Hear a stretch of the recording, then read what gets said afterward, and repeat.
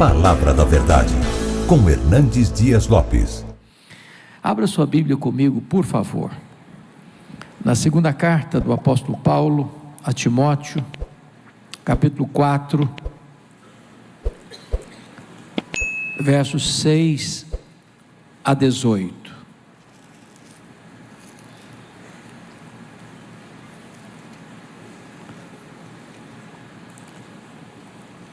Esta carta é a última carta que Paulo escreve.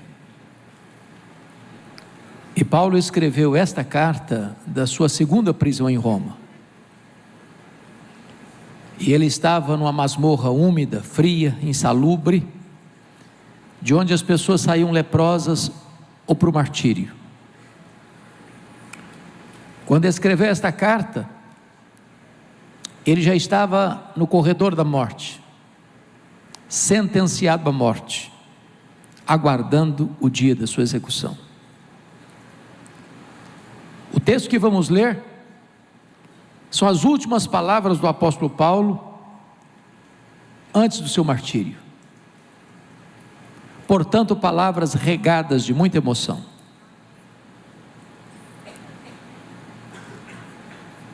O meu propósito nesta noite é apresentar a vocês o apóstolo Paulo. Este homem que foi o maior bandeirante do cristianismo, o maior desbravador do reino de Deus, o homem que plantou igrejas nas províncias da Galácia, da Macedônia, da Acaia e da Ásia Menor, o homem que foi o maior pastor, o maior missionário, o maior evangelista, o maior teólogo, o maior plantador de igrejas da história do cristianismo, o maior escritor do Novo Testamento. Quem foi este homem? Este homem que morreu pobre, abandonado, acusado injustamente, martirizado, velho, cheio de cicatrizes, mas que é mais influente na história da humanidade do que todos os Césares de Roma juntos. Quem é este homem? Aqui nós leremos as palavras da sua despedida. E ele escreve ao seu filho Timóteo, a partir do capítulo 4, verso 6, dizendo: Timóteo, quanto a mim, já estou sendo oferecido por libação, e o tempo da minha partida é chegado. Combati o bom combate, completei a carreira, guardei a fé. Já agora a coroa da justiça me está guardada, a qual o Senhor reto juiz me dará naquele dia. E não apenas a mim, mas a todos quantos amam a sua vinda. Procura vir ter comigo depressa, porque Demas, tendo amado o presente século, me abandonou. Crescente foi para a Galácia, Tito para a Dalmácia. Somente Lucas está comigo. Quanto a Tíquico, mandei até Éfeso. Quando vieres, traz a capa que deixei em Troade, na casa de Carpo, bem como os livros, especialmente os pergaminhos. Alexandre, o latoeiro, causou-me muitos males. O Senhor lhe dará paga segundo as suas obras. Tu guarda-te também dele, porque resistiu fortemente às nossas palavras.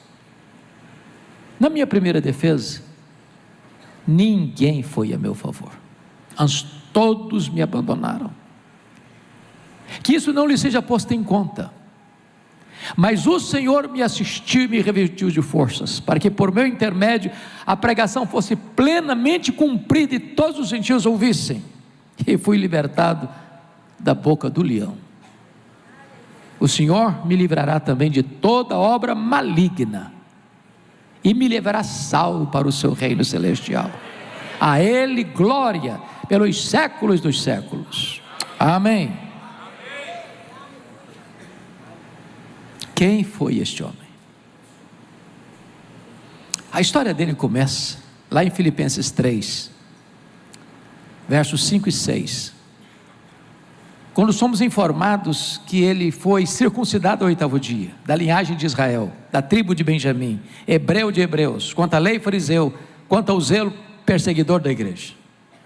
Ele era um judeu puro sangue. Somos informados em Atos 22:3 que ele nasceu em Tarso, na Cilícia, e por isso cidadão romano por direito de nascimento. Seus pais o enviaram para Jerusalém para que ele se tornasse um grande líder do judaísmo, um rabino de proa, de escola.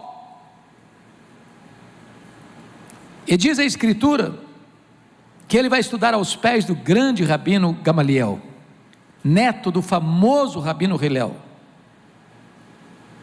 E conforme Gálatas 1,14, dentre os seus pares, ele se distinguiu pela sua inteligência, pela sua personalidade prismática, pelo seu pulso forte.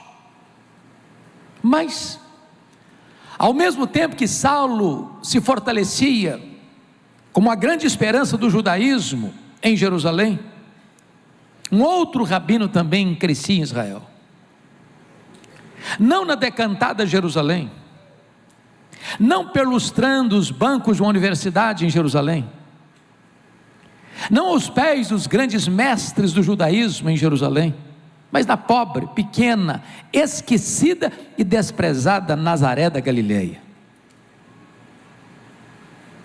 Não aspergido pela luz do conhecimento da lei judaica, pelos mestres judaicos, mas com as mãos calejadas na urdidura de uma carpintaria. O rabino da Galileia, aos 30 anos de idade, vai ao Jordão, é batizado por João Batista e dá início ao seu ministério. Diz a Bíblia que ele não pregava como os escribas, pois falava com poder, a ponto dos cegos verem, os surdos ouvirem, os mudos falarem, os coxos andarem e os mortos ressuscitarem. Isso provoca certamente inveja no sinédrio, nas autoridades judaicas, e começam a persegui-lo. E nesse momento Saulo de Tarso se levanta como braço de ferro para perseguir a Jesus. Contrataram testemunhas falsas para acusá-lo, prenderam-no, levaram-no ao sinédrio judaico e cuspiram no seu rosto, esbordoaram a sua cabeça e costuraram contra ele duas pesadas e levianas acusações: blasfêmia contra Deus, conspiração contra César. Levaram-no ao pretório romano, e Pôncio Pilatos, na contramão da sua consciência, seguro de que ele era inocente, mas para não perder os favores políticos, condena-o à morte de cruz. Crucificaram-no, sepultaram-no para alívio do sinédrio judaico. Porém, no primeiro dia da semana seguinte, uma bomba explode no arraial do inimigo. O túmulo do Rabi da Galileia foi aberto de dentro para fora. Ele entrou nas entranhas da morte, ele arrancou o aguilhão da morte, ele matou a morte e ele ressurgiu, inaugurando a imortalidade. É nessa hora que se desponta Saulo de Tarso para ser o grande opositor do cristianismo que acabava de nascer. E o Novo Testamento nos apresenta dois retratos dele. Primeiro, ele nos é apresentado como uma fera selvagem. Atos 9:1 diz que ele respirava ameaças e morte contra os discípulos, e essa palavra na língua grega é a mesma de uma fera que salta sobre a sua presa para devorá-la. Ele era uma fera selvagem. Se não, vejamos 1 Timóteo 1,13, ele se autodefine como insolente, blasfemo, perseguidor da igreja. Em 1 Coríntios 15:9, ele diz que nem era digno de ser chamado apóstolo, porque ele perseguiu a igreja de Deus. Em Atos 8:3, disse que ele entrava nas casas arrastando homens e mulheres para lançá-los na prisão, e assim ele assolava a igreja de Deus. Gálatas 1,13 diz que ele devastava a igreja de Deus. Mas Atos 9, versículo 21, diz que ele exterminava os discípulos de Jesus em Jerusalém. E exterminar não é prender, exterminar não é bater, exterminar é matar. Ele era um assassino, ele era uma fera selvagem.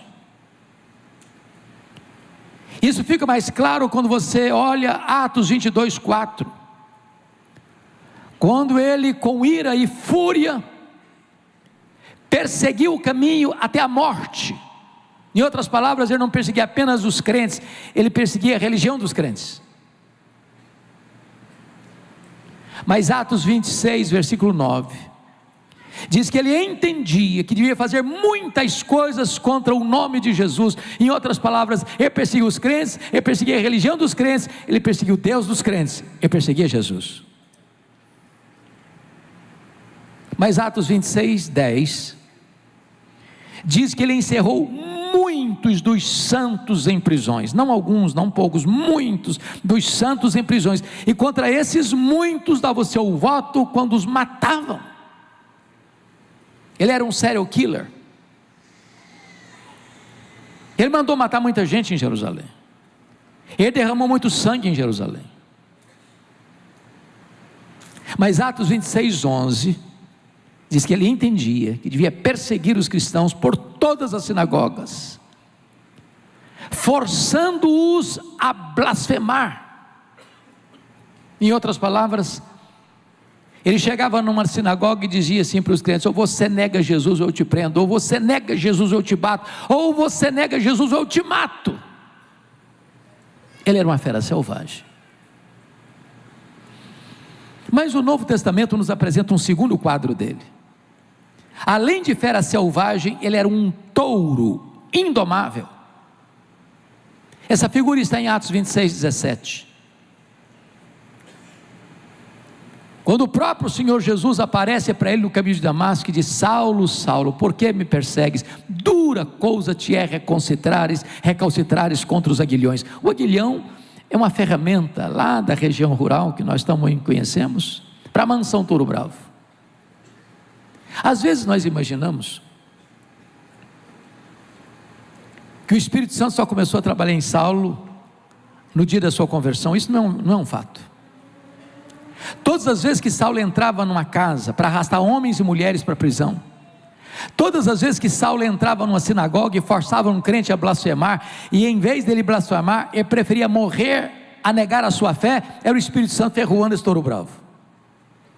Mas esse touro bravo não quer ser amansado, ele resiste, até o dia que o domador de touro bravos, quando ele ia para Damasco prender os crentes, jogou o touro bravo no chão e bradou desde as alturas: Saulo, Saulo, por que me persegues? Dura coisa te é recalcitrares contra os aguilhões. O touro bravo está caído, o touro bravo está vencido, o maior perseguidor do cristianismo está convertido.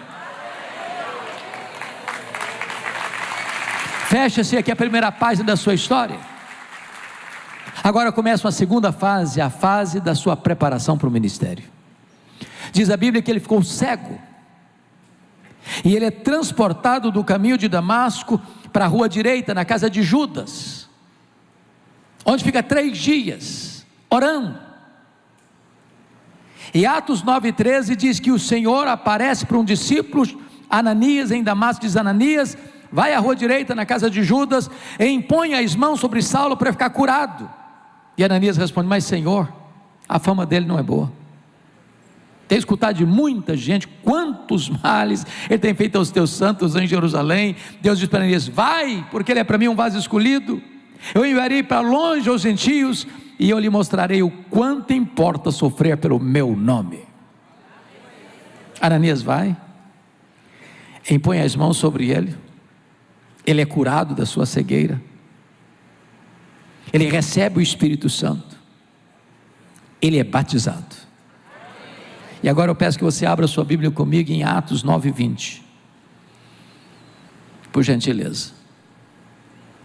logo depois que foi curado, logo depois que ele foi receber o Espírito Santo, logo depois que foi batizado, diz Atos 9:20 que ele começa a pregar nas sinagogas de Damasco, afirmando que Jesus é o Filho de Deus. Louvado seja o Senhor. Agora, por favor, leia Atos 9:22. Está escrito que Saulo mais e mais se fortalecia, confundindo os judeus, demonstrando que Jesus é o Cristo, o Messias. E eu pergunto a vocês agora: há alguma diferença entre o que ele faz no verso 20 para o que ele faz no verso 22? No verso 20 ele afirma que Jesus é o Filho de Deus. No verso 22 ele demonstra que Jesus é o Messias. E demonstrar é provar uma tese detalhada, exaustiva e meticulosamente. Há uma profunda diferença entre o que ele fez no verso 20 e o que ele fez no verso 22. A pergunta é: quanto tempo durou o que aconteceu no 20 para o que aconteceu no verso 22? Atos não responde essa pergunta, mas a resposta está em Gálatas capítulo 1, versos 14 a 18.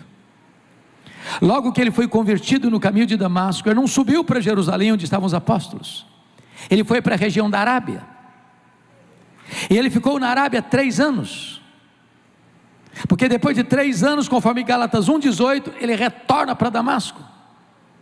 E o que ele ficou fazendo 3 anos na Arábia?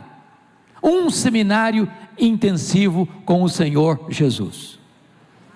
Se Jesus investiu 3 anos nos apóstolos em Israel, Jesus investe 3 anos em Saulo na Arábia.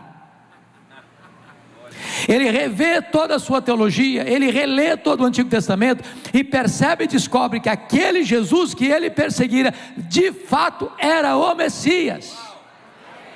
Convencido dessa verdade, agora ele retorna a Damasco e encaixa-se aí o verso 22, Saulo mais e mais se fortalecia, confundindo os judeus, demonstrando, provando que Jesus é o Cristo, é o Messias. O que acontece? Os judeus de Damasco resolvem matá-lo, ele tem que fugir, de noite, dentro de um cesto, muralha abaixo, de forma humilhante. E agora diz Atos 9, verso 26, que agora ele vai subir para Jerusalém, onde estavam os apóstolos. E agora eu vou precisar muito da sua atenção, porque eu gostaria de levantar uma tese aqui, e eu preciso que você acompanhe o meu raciocínio. E a tese que eu quero levantar aqui é que às vezes nós imaginamos que Saulo foi poderosamente usado por Deus desde a sua conversão. Isso também não é um fato,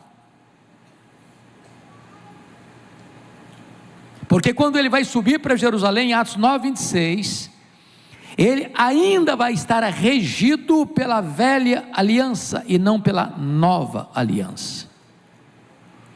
A nova aliança é uma doutrina que o próprio apóstolo Paulo ensinou na sua segunda carta aos Coríntios, a partir do capítulo 2, versículo 14, quando ele diz: graças porém a Deus, que em Cristo sempre nos conduz em triunfo, e por meio de nós manifesta a fragrância do seu conhecimento, tanto nos que são salvos, como nos que se perdem. Para estes cheiro de morte para a morte, para aqueles aroma de vida para a vida. Mas quem porém é suficiente para estas coisas? A pergunta fica no ar, no capítulo 2, verso 16 de 2 Coríntios, e a resposta só aparece no capítulo 3, versos 4 a 6, quando ele diz: a nossa suficiência vem de Deus. Vocês se lembram que quando Moisés recebe as tábuas da lei no Sinai, o povo disse: tudo que o Senhor falou nós faremos. Eu pergunto a vocês: fizeram? Não. E a resposta é um sonoro não. E por que não? Faltou-lhes sinceridade? Não. Faltou-lhes poder. Na velha aliança tudo depende de nós, nada de Deus. Na nova aliança tudo depende de Deus, nada de nós.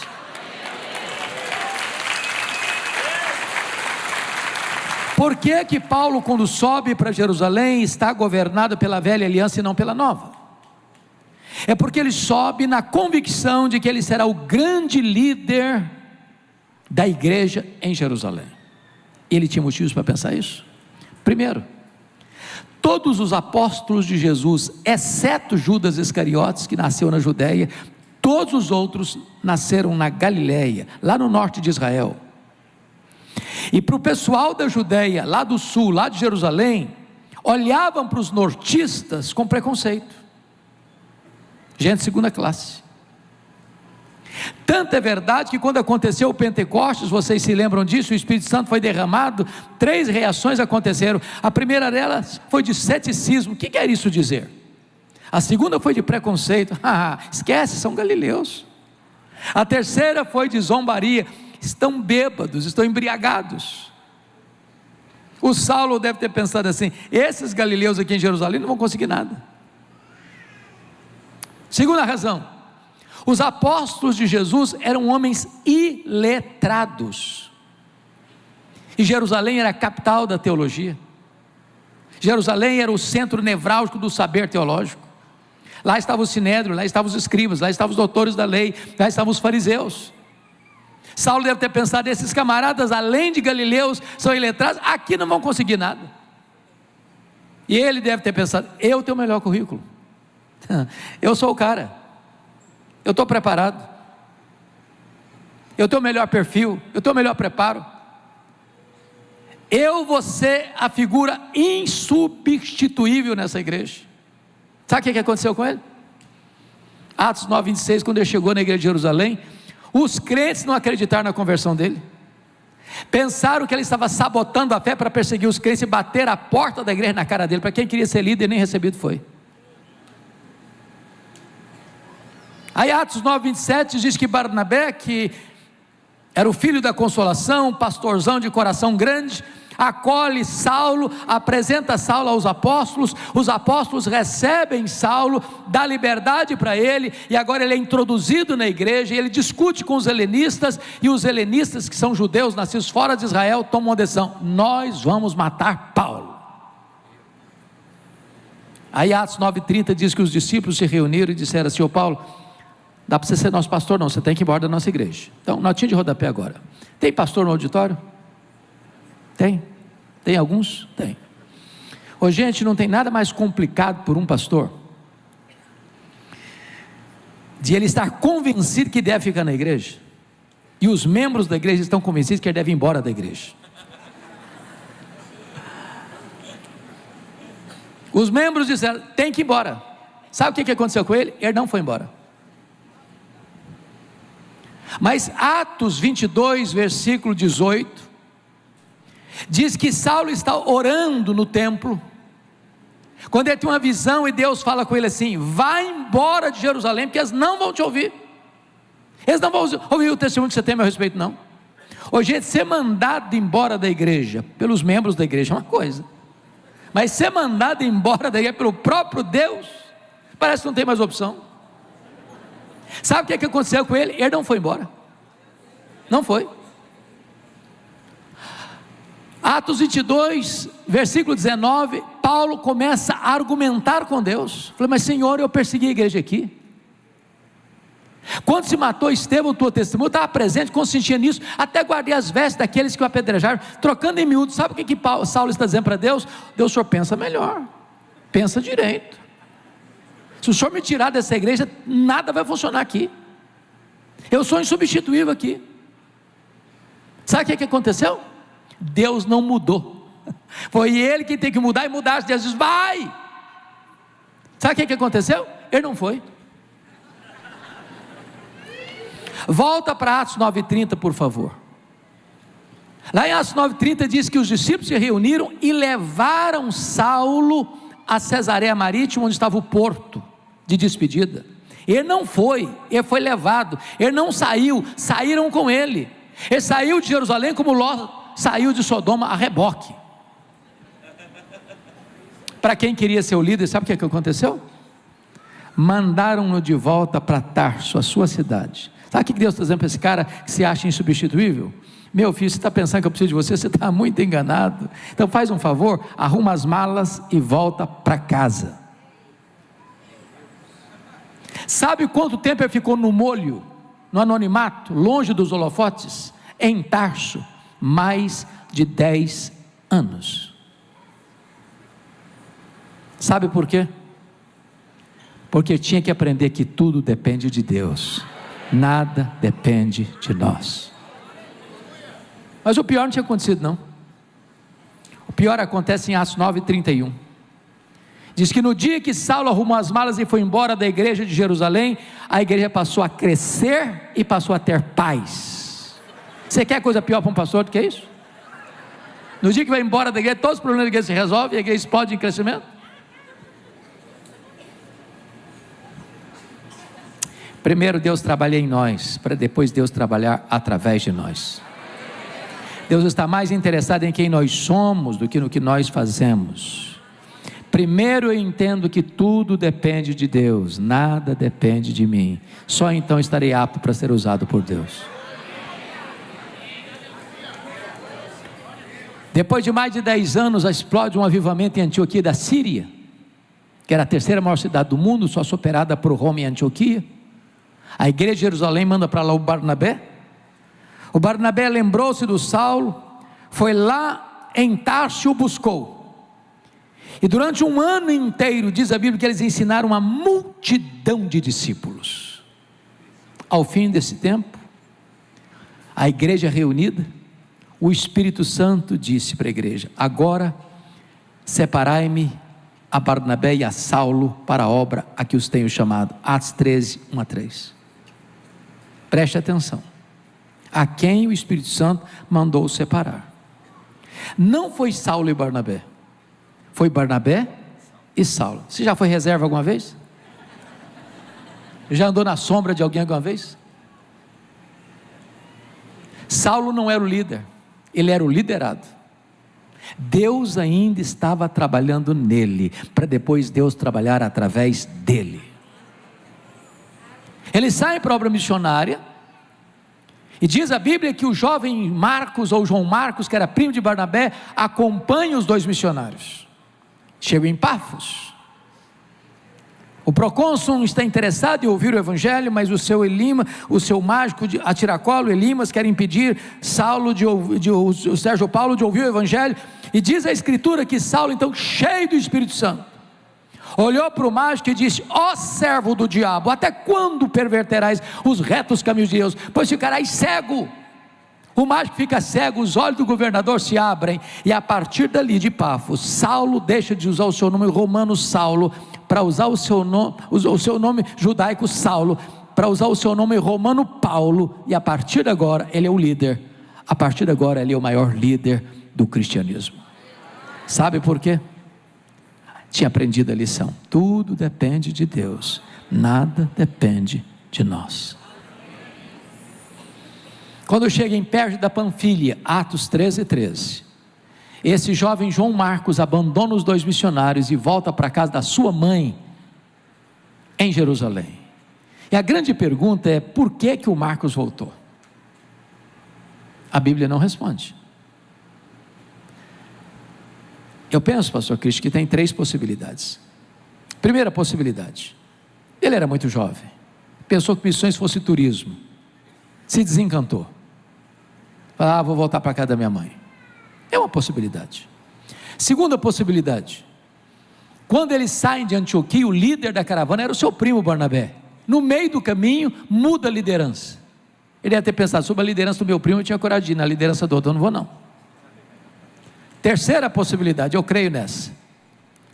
Gálatas capítulo 4, versos 13 e 14, diz que Saulo, ou melhor, Paulo, pregou o evangelho pela primeira vez na Galácia, por causa de uma enfermidade física.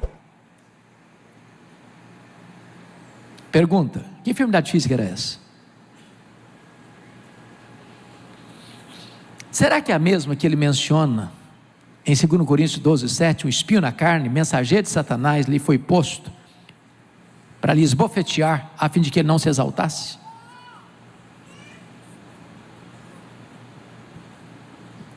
Parece-nos, à luz das Escrituras, que a enfermidade física de Paulo passava por uma deficiência visual. E essa região de Perge da Panfilha era uma região alagadiça, pantanosa, com forte incidência de malária. que davam uma dor de cabeça alucinante, afetando inclusive a visão. E a percepção que nós temos que era esse tipo de problema que ele enfrentava, porque logo em seguida, em Gálatas 4, versículos 15 em diante, diz que os Gálatas, se possível, teriam arrancado os próprios olhos para dá-los a Paulo. E é por isso que Paulo encerra 3 das suas cartas, dizendo o seguinte: a saudação é de próprio punho. Precisava de um secretário para escrever suas cartas, como escreveu Tércio a carta aos Romanos.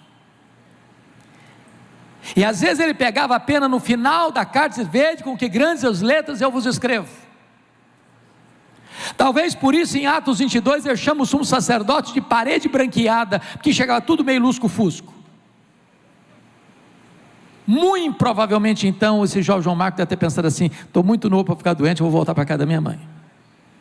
Pois bem, agora então eles deixam essa região pantanosa de perto da Panfilha, às 13h13, sobe as montanhas do Cáucaso. Não consta que ele tenha saído de Antioquia doente, mas consta que ele chegou na Galácia, Antioquia de Pisídia, Icônio, Derbe e Listra, doente. E então eles pregam o Evangelho, com lágrimas, com sangue, apedrejado em Listra, mas deixam para trás igrejas fundadas, lideranças estabelecidas. Então Atos 14, 26 e 27 diz: quando retornam à igreja de Antioquia, a igreja enviadora, reuniram a igreja e relataram quantas coisas fizera Deus, e como Deus abrira a porta do Evangelho aos gentios. Notinha de rodapé: tem espaço para testemunho na igreja, mas não tem espaço para promoção humana na igreja. Eles não relataram quantas coisas fizeram eles relataram quantas coisas fizera Deus. Quem faz a obra é Deus, nós somos apenas os instrumentos. Agora, por favor, irmãos, notem isso comigo. Não há, pastor, crescimento de igreja sem dor, sem oposição. Porque quando a igreja começa a crescer, diz Atos 15:1, que quando os membros da seita dos fariseus ouviram que os gentios estavam se convertendo, desceram logo de Jerusalém e falaram para os crentes gentios assim: se vocês não se circuncidarem, se vocês não guardarem a lei de Moisés, vocês não poderão ser salvos. Isso não é evangelho, isso é uma distorção do evangelho. Isso é afirmar que sua fé em Cristo não é suficiente. Isso é dizer que o sacrifício de Cristo não foi completo e cabal, e se acrescentar ao evangelho mais alguma coisa. Então, por favor, escute o que eu vou lhes dizer: se a teologia está ruim, quanto mais se prega, pior fica. Então não dá para fazer missões sem corrigir a rota doutrinária da igreja. Então o concílio é reunido, sob a presidência de Tiago, com a presença de Paulo, com a presença de Pedro, com a presença de Barnabé, e a decisão é tomada, a decisão é escrita, a decisão é comunicada às igrejas. É só a fé em Cristo Jesus, louvado seja Deus. Feita a correção de rota, Atos 15, 36 a 41, Paulo chega para o Barnabé e diz: ô Barnabé, vamos voltar para a segunda viagem missionária? Vamos visitar as igrejas que nós plantamos? Barnabé diz: vamos, Paulo. Só um detalhe: estou querendo levar o meu primo, o Marcos, com a gente. Diz a Bíblia que Paulo diz: eu não acho justo levarmos aquele que nos abandonou desde perto da Panfilha. E diz o texto, irmãos, que houve tal desavença entre Paulo e Barnabé por causa do Marcos, que os dois não caminharam juntos mais. Notinha de rodapé: os líderes da igreja não deveriam brigar, mas às vezes brigam. Às vezes brigam. O que é maravilhoso é que mesmo quando os líderes brigam, o plano de Deus não pode ser frustrado. Louvado seja Deus. Porque agora, em vez de uma caravana, tem duas. Agora, só um pouquinho, porque Lucas, quando faz esse registro, ele faz com muita polidez e de forma muito sucinta, não é verdade? Mas para ter tal desavença significa o pau quebrou, entendeu? Então eu vou tentar parafrasear o que houve. Eu acho que foi mais ou menos o seguinte: Paulo, todo animado com o resultado do concílio da igreja, chega para o Barnabé, que decisão maravilhosa, agora a porta está aberta para a gente voltar a fazer a obra missionária, vamos, Barnabé? Eu falei, vamos, Paulo. Ô Paulo, deixa eu te falar, você está lembrado do meu primo? Mas é claro, Barnabé, que eu estou levado do Marcos, é claro. Deixa eu te falar, estou com vontade de levar ele com a gente. Paulo fechou a cara. Ô Barnabé, comigo esse rapaz não vai não. Mas deixa eu te falar, Paulo, ele amadureceu. Comigo ele não vai não, Barnabé. Deixa eu te falar, Paulo, agora vai ser uma bênção para nós. Comigo ele não vai não, Barnabé. Ô Paulo, mas deixa eu te falar, você está sendo meio radical. Comigo ele não vai não, Barnabé. Ô Paulo, dá uma chance para o rapaz. Comigo ele não vai, Barnabé. Chega, não quero mais conversa. Agora, por favor, pensa comigo um pouquinho. Você já se sentiu descartado? Alguém já disse um dia para você, comigo você não anda? No meu time você não joga? Na minha equipe você não trabalha? E se não tivesse um Barnabé na vida do Marcos? O Barnabé pegou o Marcos, levou para Chipre, investiu nele. Mais tarde Pedro discipulou o Marcos. O primeiro evangelho a ser escrito não foi Mateus, foi Marcos. Deus levantou o Marcos.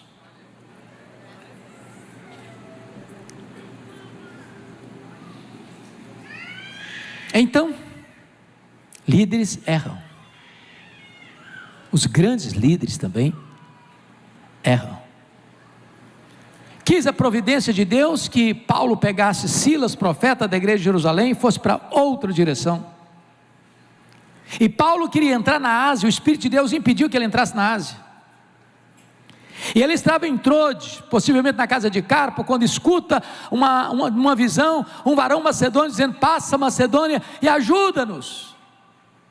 Ele entendeu que era a vontade de Deus, ele embarca então em Troade, desembarca em Neápolis, entra para o interior, em Filipos, colônia romana. Notinha de rodapé de novo. Quem dá a direção missionária para a igreja é o Espírito Santo. Mas quem escolhe os melhores métodos somos nós. Notem a estratégia de Paulo. Ele nunca ficou numa cidade que não fosse estratégica. Sabia que tinha pouco tempo. E ele precisava otimizar o seu tempo e as suas oportunidades. Filipos era a colônia romana. Tessalônica era a capital da Macedônia, a terra de Alexandre o Grande. Hoje uma cidade com 2 milhões de habitantes, no norte da Grécia. Bereia é uma cidade importante. Atenas, a capital intelectual do mundo. Corinto, capital da província da Caia. Éfeso, capital da Ásia Menor. Por entender que se você planta uma igreja estratégica influencia toda a micro-região. Isso é estratégia missionária. Vamos plantar uma igreja? Vamos. Em que lugar? Qual cidade? Vamos alugar um terreno? Vamos comprar um terreno? Vamos. Em que bairro? Em que rua? Porque às vezes se compra o terreno mais escondido, na rua mais escondida, no bairro mais distante, na cidade mais complicada de acesso, e fica 20 anos lá e não sai do lugar.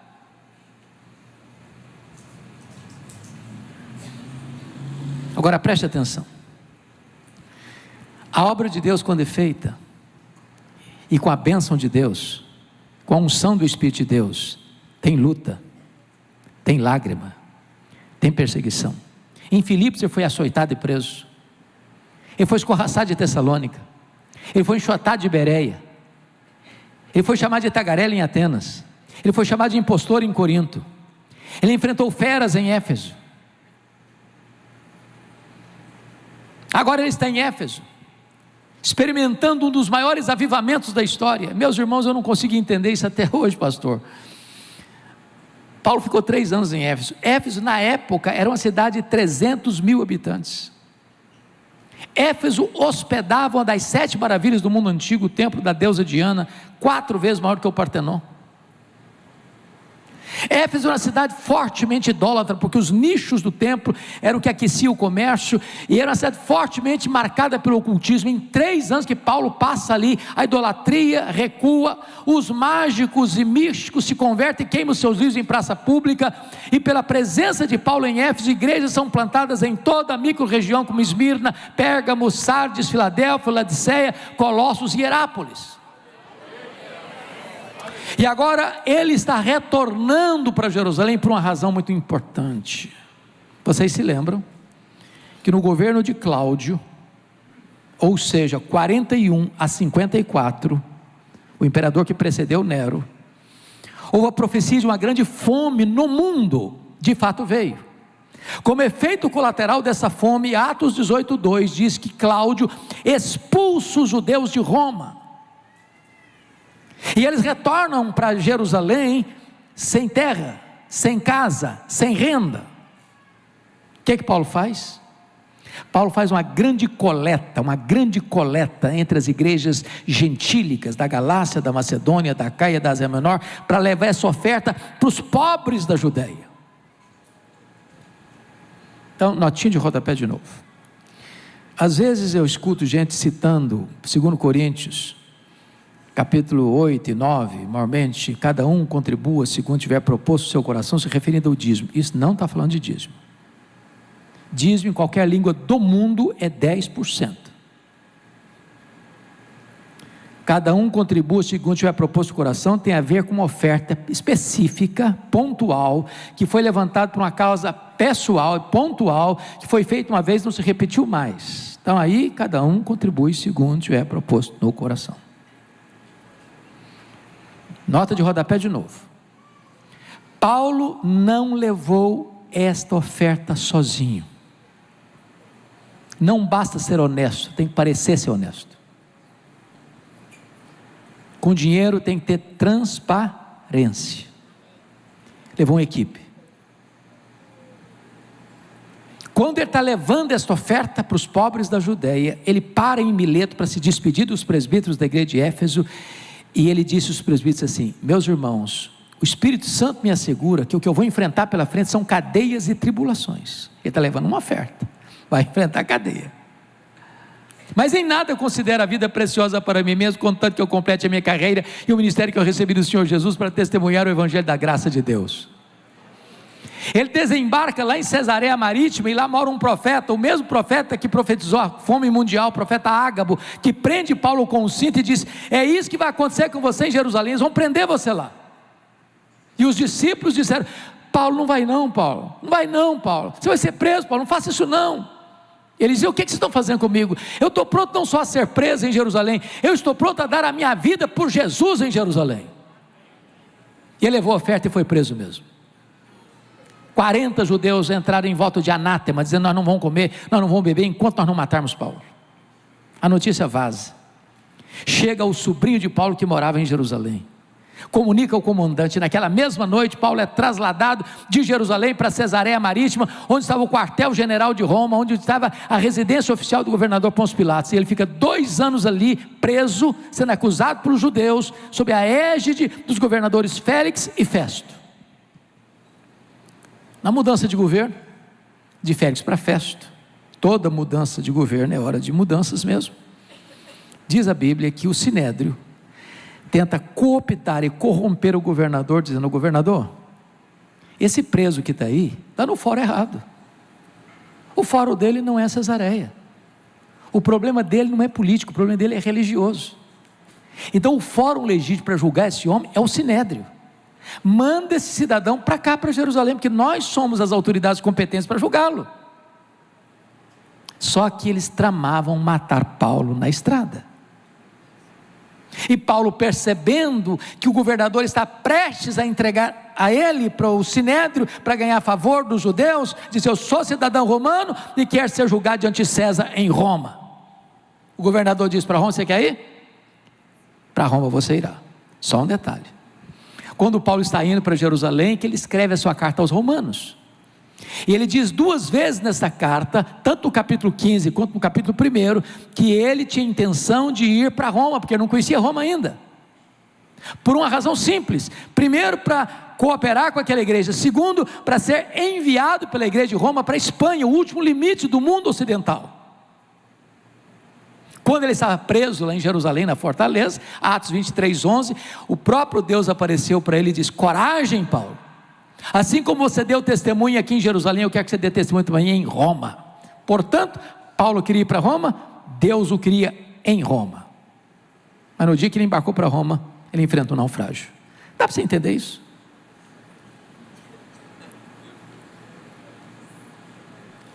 A carga do navio se perdeu toda, a carga de trigo. O navio se despedaçou todo. Tinha 276 pessoas dentro do navio, todo mundo sem esperança de viver. E um anjo de Deus aparece para Paulo dentro do navio e diz: coragem, Paulo, ninguém vai morrer, eu vou entregar toda essa gente na sua mão. E eles chegam como náufragos na ilha de Malta. Quando chegam na ilha de Malta, os bárbaros que não falavam o grego fizeram a grande fogueira para aquecê-los, que estavam todos transidos de frio, e a única pessoa que tentou manter o fogo aceso foi Paulo. Foi lá pegar uns gravetos para jogar no fogo, e quando ele pega o punhado de gravetos e joga no fogo, a cobra que estava no meio dos gravetos salta do fogo e pula na mão do Paulo. Aquela cobra, irmãos, tinha 276 outras opções para morder. Foi morder logo na mão do Paulo. E os bárbaros gritaram: é um assassino, tenta se livrar do mar, a justiça não o deixa viver, vai cair, vai inchar, vai morrer. Não caiu, não inchou, não morreu, mudaram de opinião, é um Deus. Não, agora não é nem um assassino nem um Deus, é o servo do Deus vivo. Na verdade não foi a tempestade que levou Paulo para Malta, foi a mão da providência divina. Porque o pai do prefeito estava doente, Paulo orou por ele, ele foi curado. Os demais enfermos vieram, Paulo orou por eles, eles foram curados. E Paulo passa ali os 3 meses do perigoso inverno, e depois disso ele é enviado para Roma com todas as suas necessidades supridas. Mas ele chega em Roma, não como sonhara chegar, chega preso e algemado. Do ponto de vista humano, os planos de Paulo foram frustrados.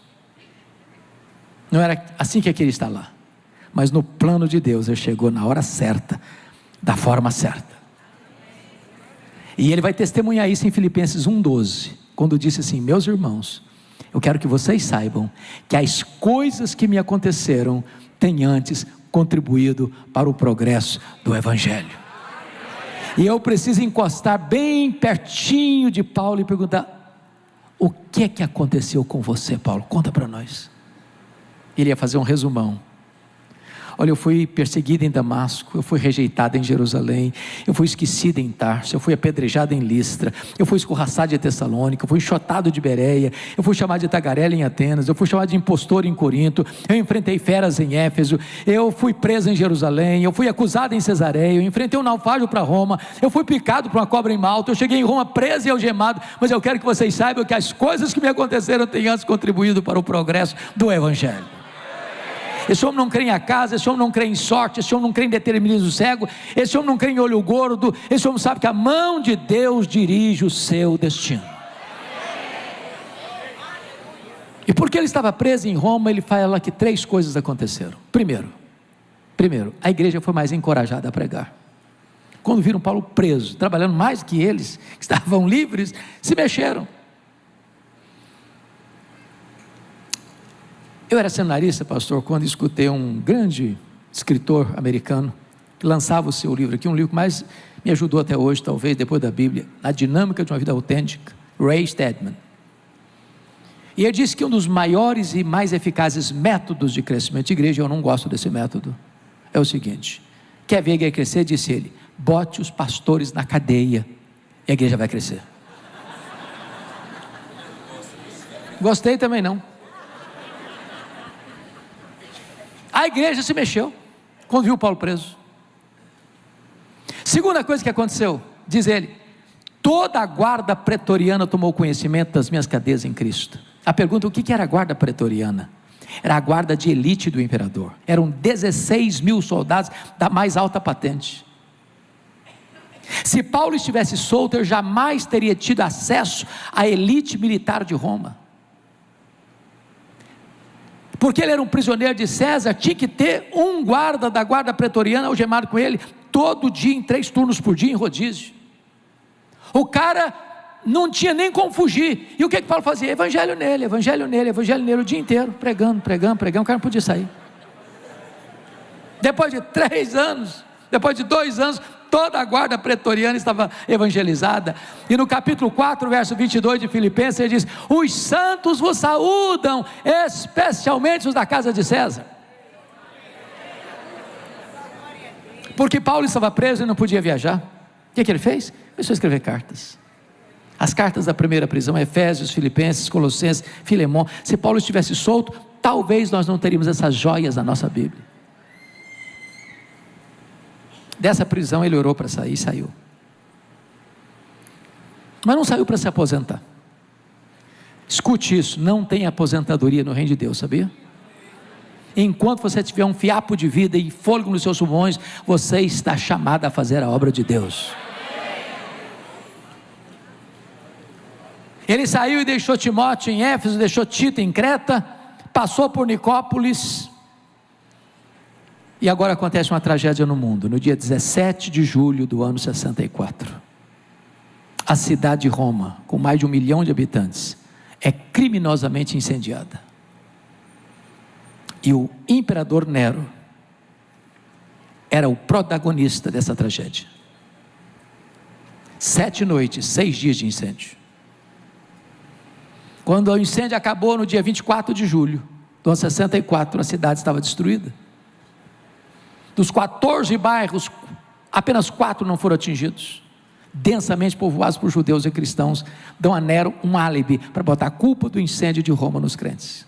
Começa um massacre. Faltou madeira para fazer cruz, tamanha quantidade de crentes crucificados.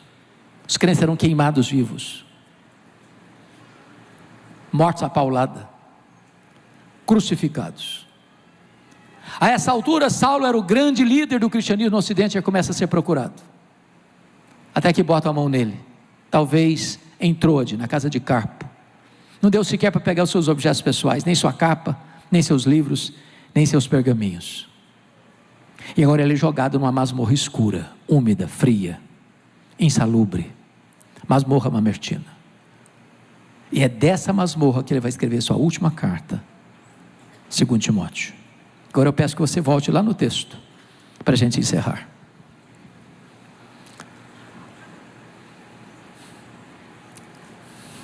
O que é que esse homem está sentindo, gente? Ele é o maior pastor, ele é o maior missionário, ele é o maior teólogo. Está preso. E como efeito colateral desta prisão, ele vai dizer no capítulo 2, verso 9 desta carta, que ele está preso como um malfeitor, como um bandido, acusado de ser um bandido. Destroem a reputação dele, maculam a honra dele. Isso é assassinato de reputação. No capítulo 1, versículo 15, ele vai admitir que todos os da Ásia o abandonaram. Quem são os da Ásia? São seus filhos na fé, gente que ganhou para Jesus, que em virtude da condição que Paulo está e com medo dos efeitos colaterais da perseguição atingi-los também, viram as costas para Paulo. Capítulo 4, verso 16, ele diz: na minha primeira defesa ninguém foi a meu favor, antes todos me abandonaram. Marcaram audiência para ele apresentar suas defesas, porque o direito romano, famoso até hoje, é um ícone dos direitos humanos. E Paulo vai para essa audiência, chamada primeira defesa, na convicção de que tem muita gente lá para defendê-lo. Quando ele chega lá, não tem ninguém para defendê-lo. Todos o abandonaram. Ele foi julgado à revelia e condenado à pena de morte. Como esse homem se sente? Como é que ele avalia a vida? No capítulo 1,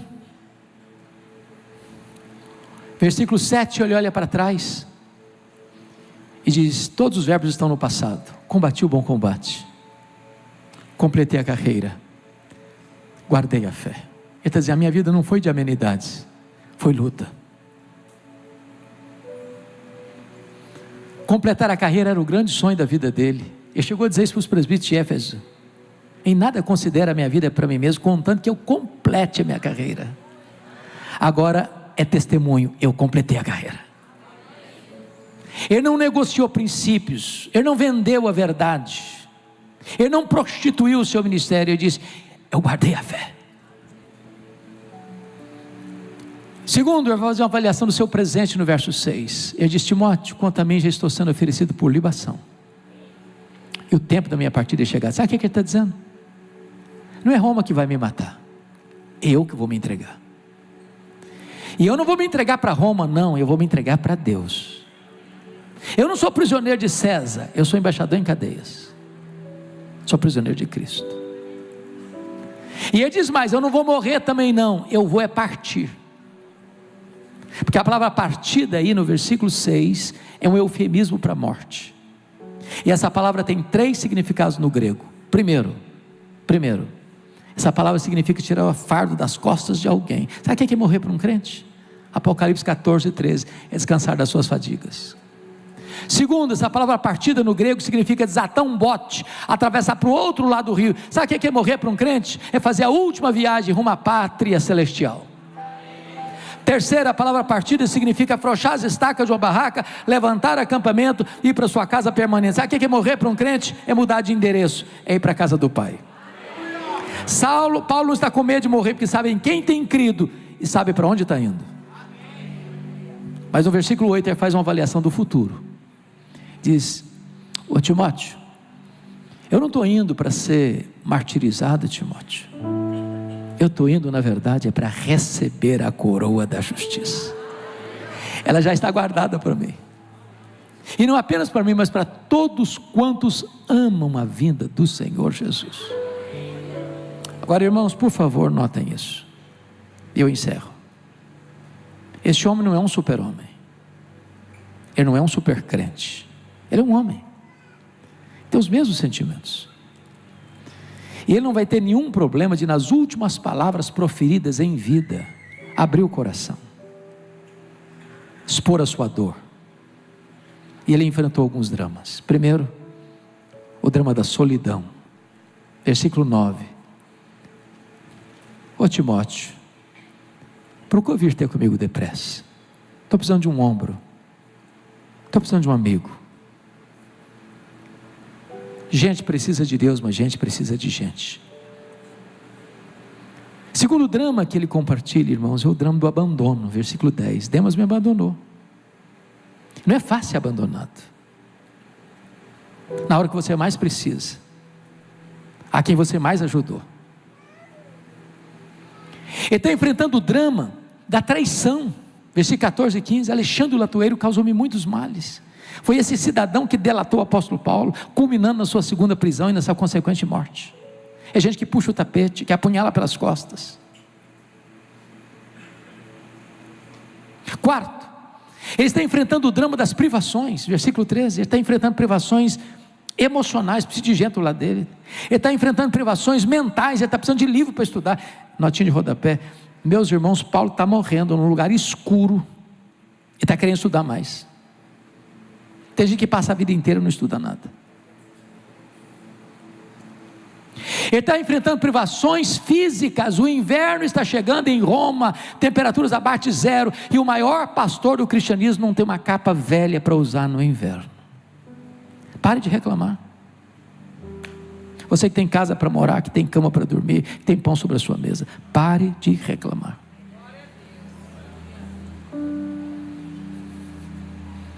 Mas esse homem está enfrentando talvez o mais difícil de todos os dramas, que é o drama da ingratidão. Na minha primeira defesa, ninguém foi a meu favor, mas todos me abandonaram. O que eu acho bendito é que o verso 7 diz assim: mas o Senhor me assistiu. O Senhor me assistiu e me revestiu de forças, para que por meu intermédio a pregação fosse plenamente cumprida e todos os gentios ouvissem. Ele está morrendo, mas o que interessa para ele é o Evangelho. O Senhor me levará salvo para o seu reino celestial. E aqui eu encerro dizendo o seguinte: quis Deus, na sua providência, que não fosse registrado o epílogo, o final da execução desse homem. Mas eu vejo essa cena.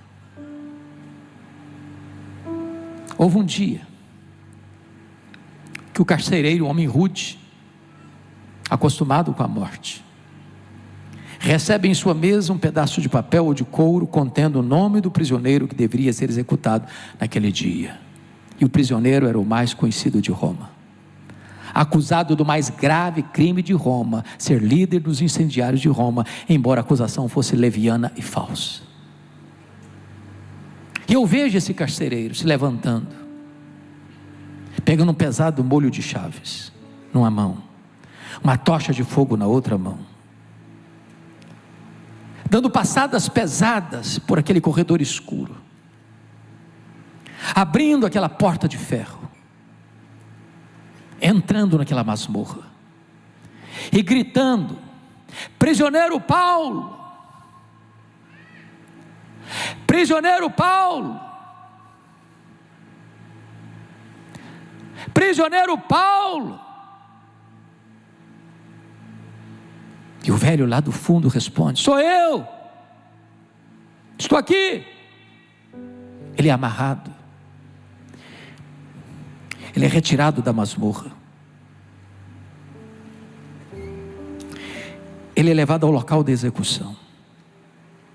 Por ser o prisioneiro mais conhecido de Roma, possivelmente o carcereiro pergunta a ele: você quer dizer algumas palavras antes de morrer? Esperando que ele mostrasse a sua dor, a sua mágoa, a sua revolta. E o velho responde: eu quero.